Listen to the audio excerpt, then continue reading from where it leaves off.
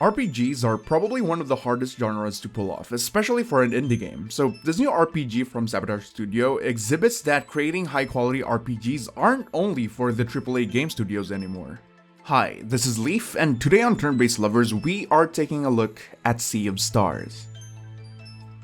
Sea of Stars tells the story of young heroes journeying to defeat an evil threat and save the world, a tale RPG fans may be quite familiar with, as we've actually seen this trope play out in a myriad of RPGs in the past. However, because of its interesting characters, masterful storytelling, and an engaging world that just keeps on giving, Sea of Stars provides a truly unique experience that is a storytelling masterclass that I wish for every RPG in the future would take some pointers from. The story begins with the two main characters, Valir and Zale, training to become Solstice Warriors, great beings that fight off the evil Fleshmancer and his minions. They are accompanied by their best friend Garl, who, unlike them, bear no special powers but simply wish to accompany the duo in their journey.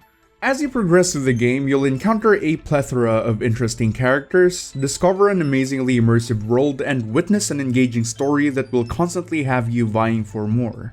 The game's ability to drastically change tones is amazing that I constantly find myself emotionally engaging with the story. This game can go deep in its drama, subjecting you to light-hearted sequences before dropping you into an emotional spiral with some tragedy. An experience this amazing is only possible because of the masterful use of flow in its storytelling. The story is super easy to follow, and the game doesn't bombard you with useless information that has nothing to do with the game's lore or story. Even most NPCs you talk to will say things that actually have an in-game counterpart, acting as a reminder for the important things and events that you need to pay attention to. Sea of Stars' narrative will never cease to amaze me, and playing other RPGs after this one, I don't think I'll ever be able to help myself from comparing Sea of Stars to everything else I'll be playing from now on.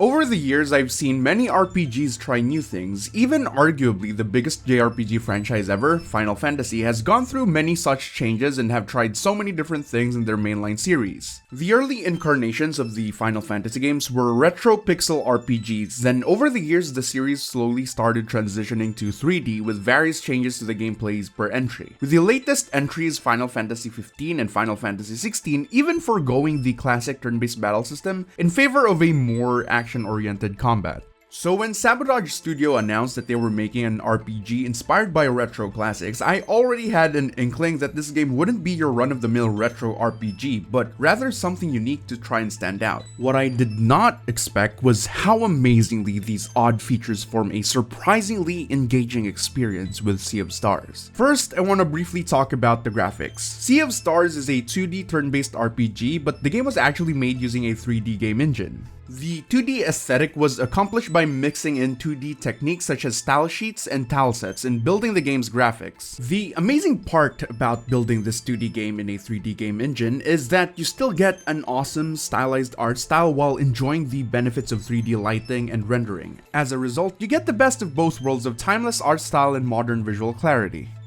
Probably the most surprising feature in this game is the platforming. Yes, this is a top-down 2D turn-based RPG that has platforming, which does feel weird because platforming hadn't really been synonymous to top-down 2D RPGs. But despite platforming sounding out of place, it actually adds so much more to the game's exploration. To be honest, at first I was worried because adding platforming to an RPG sounded like it would slow down exploration, making it boring and tedious. But surprisingly, I actually find exploring in Sea of Stars way better than most RPGs out there. Just to make it clear though, usually games that focus on platforming punish you for misinputs, but in Sea of Stars, the only real consequence of messing up a jump is a little bit of time wasted, and it's actually impossible to fall to your death. Now, platforming itself isn't that much fun, especially for an RPG, but Sea of Stars mixes its platforming elements with puzzle solving, and I just can't express how much better it is to explore and solve puzzles in this game compared to other RPGs. Puzzle sections in JRPGs are a system that I never really liked. They're tedious,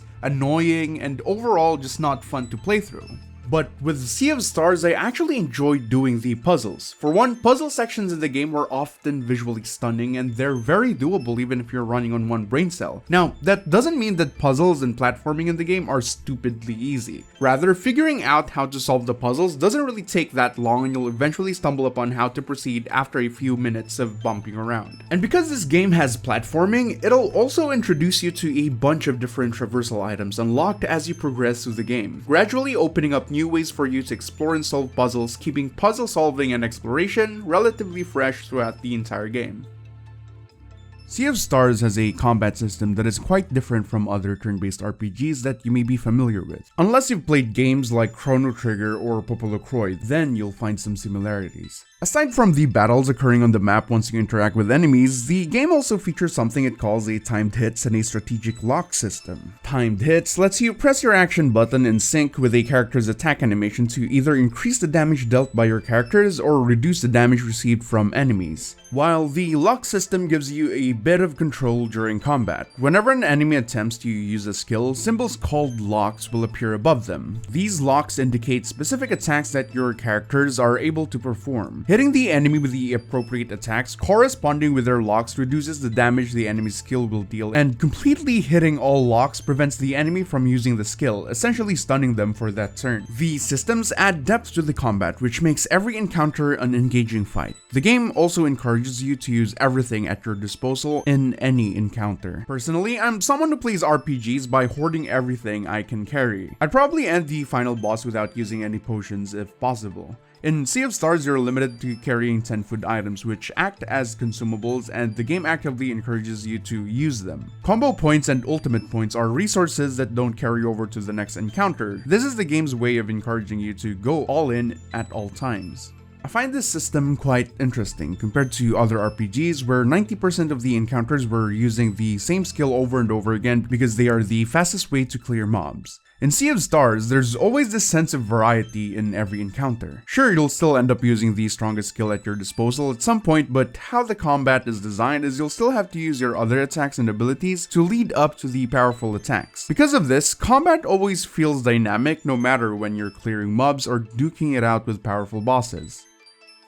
How Sea of Stars handles difficulty is by way of optional items called Relics. These relics range from quality of life features such as increased XP gain to outright difficulty modifiers like lowering enemy HP, and can be found in shops and chests around the world. Again, relics are completely optional and you can toggle their effects on or off in the relic section. This system is perfect for anyone that prefers to change the game's difficulty on the fly, may it be to make the game easier or more challenging on demand. But either way, no matter how you play, this game will still be an amazing experience all throughout. Sea of Stars is an absolutely amazing experience from start to finish. With masterful storytelling, timeless visuals, and spectacular gameplay, this retro-inspired RPG surely made a name for itself by bringing up the standard of not just other retro-inspired RPGs, but the RPG genre as a whole. The game is a testament that experimental features don't have to feel weird or clunky, and that storytelling in the retro RPG format can still stand out in the age of immersive photorealistic, cinema-like storytelling of recent games. I highly recommend it to anyone who are longtime fans of the genre or anyone who is looking for an entry-level RPG, because Sea of Stars is easily the best single-player RPG that I've gotten to play this entire year. Sea of Stars officially released on August 29, 2023 and is available on Steam, Xbox, PlayStation, and on the Nintendo Switch.